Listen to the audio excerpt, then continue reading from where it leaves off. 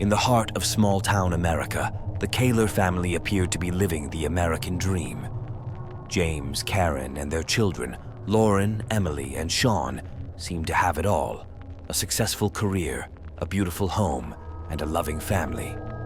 But beneath the surface, a story of control, jealousy, and escalating tension was unfolding, leading to a tragic and devastating climax. Craig and Karen's story began like many others, a whirlwind of high school romance that blossomed into a deep and enduring love. After graduation, Craig and Karen both attended the University of Kansas.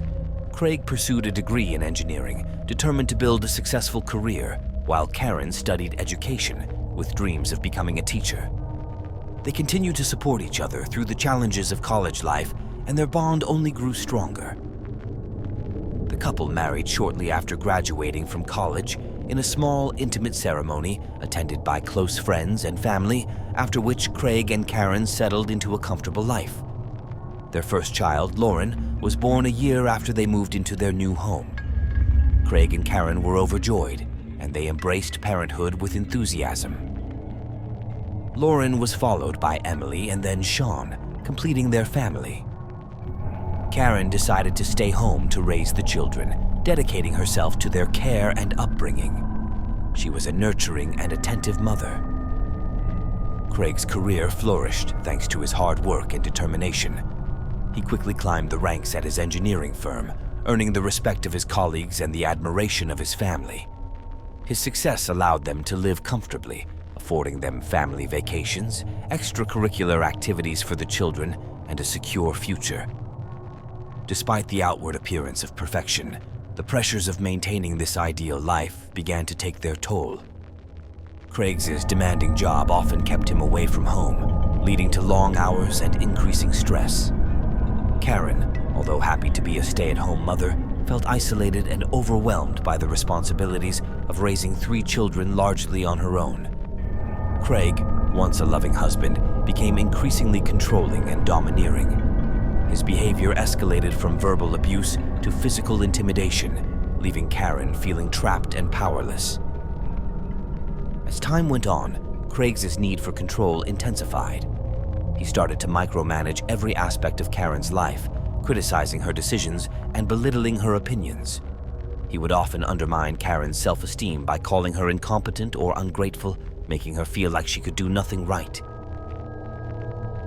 In an effort to regain some semblance of control and normalcy in her life, James Kahler decided to join a local gym.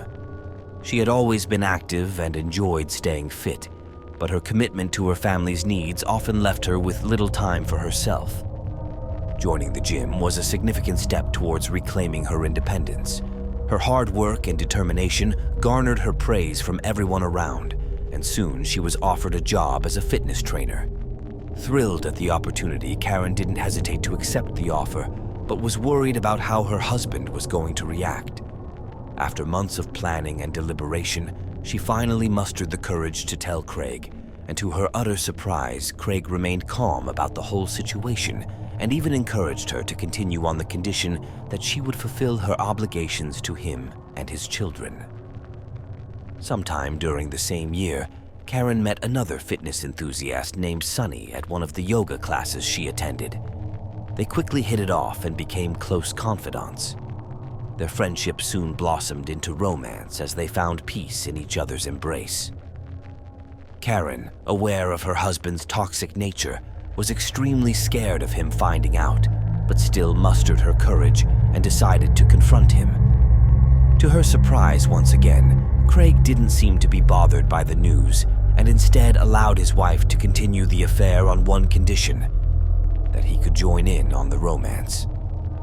He soon started sending Sunny text messages and flowers to win her over. Karen and Sunny, however, decided they wanted nothing to do with Craig's fantasies and denied his request, which made him feel embarrassed, and the situation rapidly deteriorated. Craig, already consumed by jealousy and anger, felt further humiliated and rejected. His obsessive need to control Karen intensified, leading him down a path of increasing desperation and rage. After a few months, Craig decided the best way to put a stop to it was to move the family out of town. He started looking for a job elsewhere that would allow this to happen. He soon landed a role as director of the Water and Light Department in Columbia, Missouri, and in June 2008, he moved the family out there. Craig was confident that by putting 700 miles between them, he had put a stop to Karen and Sonny's affair, but he was wrong. The two women had decided to remain in contact and would exchange text messages and emails. They would also, at times, meet halfway and stay at local motels. Things escalated at a New Year's party in Weatherford, which was attended by Karen, Sonny, and Craig. After getting drunk, Karen and Sonny were seen touching and kissing each other by everyone present. This proved to Craig that the two were still in love and that his move to a new state has done nothing to wedge them apart. He also felt humiliated by their public display of affection, as what had remained a secret between the three had now turned into a public affair. Craig was soon overcome by a fit of rage as he made a scene at the party by shouting and eventually dragging his wife out of the venue. Karen said Craig pushed her so hard she smashed her head on the street. A few days after, Karen had decided to file for divorce, started the legal proceedings, and had moved to a spare room in the house. Craig frantically called her friends and relatives, one day asking them to convince her to not go ahead with the divorce, and the next day telling them that she was leaving him to be with another woman and stealing his money and children. As March 2009 came along, things escalated even more as another physical fight broke out between the two. This time, Karen decided to call the police and Craig was arrested. When the police questioned him about the incident, he said that he had simply just hugged her tightly and that she was just being dramatic, but the bruises on her body said otherwise. Karen gave a statement to the police that read, "Over time, it has become apparent that Craig is controlling. I have learned along the way that he is capable of using force. The issues vary, but I figured out how to keep things from getting ugly. When money was a problem, I wouldn't tell him what things, groceries, clothing, etc., cost. When it was about sex, I decided it was easier to give him what he wanted than to refuse. On the occasions I would refuse, he has been known to be forceful and mean. I'm afraid it will escalate so far that someone is going to be seriously hurt."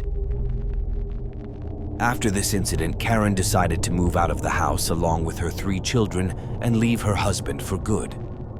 This further devastated Craig as he became more reclusive and erratic. He also blamed his 2 daughters, Lauren and Emily, and felt betrayed by them, stating that they had abandoned him by taking their mother's side and that he had nothing to do with them henceforth. He, however, never stopped showing love for his son, Sean. His ordeal was seemingly made worse when the 2 sisters proclaimed that they had both accepted Sonny and that they were happy to see their mother happy. Craig was enraged by this and referred to his daughters as rotting corpses. Craig started to skip work to stalk Karen and was caught hacking into her emails and slashing her car tires on one occasion. When his absence from work started to affect the productivity of his department, Craig was quietly asked in September 2009 to resign with a 2 months advance salary and 1 month severance. Out of a job with no prospects, Craig decided to move back in with his parents. On Thanksgiving 2009, Karen, Sonny, Lauren, and Emily spent the night together, while Sean decided to spend it with his father. The next day, Karen wanted to reunite her family at her 89-year-old grandmother Dorothy's house in Burlingame, Kansas. On the 29th of November 2009, Craig Kahler made his way from Columbia to Burlingame in his SUV. 911 received calls from the residents of the area about a car speeding in the vicinity and being excessively suspicious. As Craig reached the house where his family was staying, he first shot 89-year-old Dorothy at point-blank range. Next, he shot his wife Karen in the head next to the dining table. 18-year-old Emily was hiding behind a couch in the lounge when her father opened fire on her. Craig then proceeded to go upstairs where his 16-year-old daughter Lauren was and put a few bullets in her. 10-year-old Sean was seemingly the only survivor of the massacre, as his father had decided to spare his life. The little kid, terrified by what his father had done, ran out of the house and onto the neighbor's porch, who instantly notified the authorities. The police soon arrived, and as they entered the house, they found Dorothy to be mortally wounded, though miraculously still alive. As they were checking on Karen and Emily's lifeless bodies, they heard a faint cry from upstairs. Despite being shot multiple times, Lauren was still alive and begged the first responders to save her life, though she was tragically pronounced dead not soon after she reached the hospital. Her great-grandmother would, however, die 4 days later, finally succumbing to her wounds. When Dorothy and Lauren were asked about who had shot them, they replied, "Craig." The police had already put out an alert for the arrest of Craig Kahler when they got a call from a resident who spoke of a man who had just abandoned his car on the side of the road and was running down a deserted road. The authorities found the vehicle, and it matched the description of the one neighbors had seen earlier. A quick search of the vehicle found more ammunition and anxiety pills, but the culprit was nowhere to be seen. After 8 hours of searching Craig, the police finally spotted him on the side of the road, looking exhausted, dazed, and confused.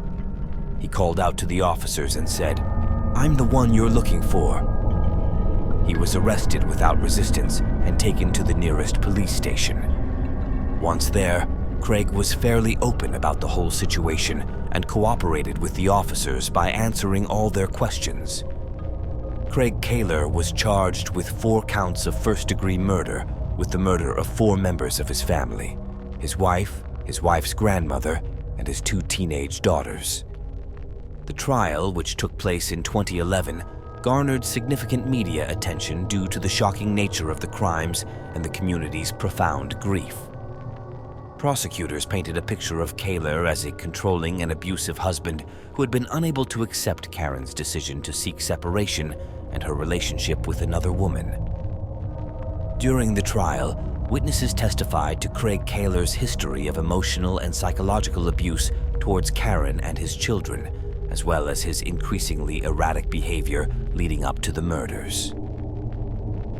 The prosecution presented evidence of Craig's jealousy and resentment, highlighting his attempts to regain control over Karen and his escalating threats of violence. The defense, on the other hand, argued that Craig Kahler was mentally ill at the time of the murders, citing his history of depression and suicidal thoughts. They sought to portray Craig as a man suffering from a severe mental illness that impaired his ability to control his actions. Sean, too, would testify as an eyewitness against his father, though he made clear that he did not want his father to be sentenced to death, as he was his only family remaining, and that it would bring significant grief to his grandparents. Ultimately, the jury deliberated on whether Craig Kahler was legally responsible for the murders. In 2011, Craig Kahler was found guilty of capital murder and sentenced to death. The verdict reflected the jury's conclusion that Craig's actions were premeditated and driven by his inability to accept Karen's independence and her relationship with Sonny. Craig used up all of his appeals, but to no avail. He is awaiting his execution to this day,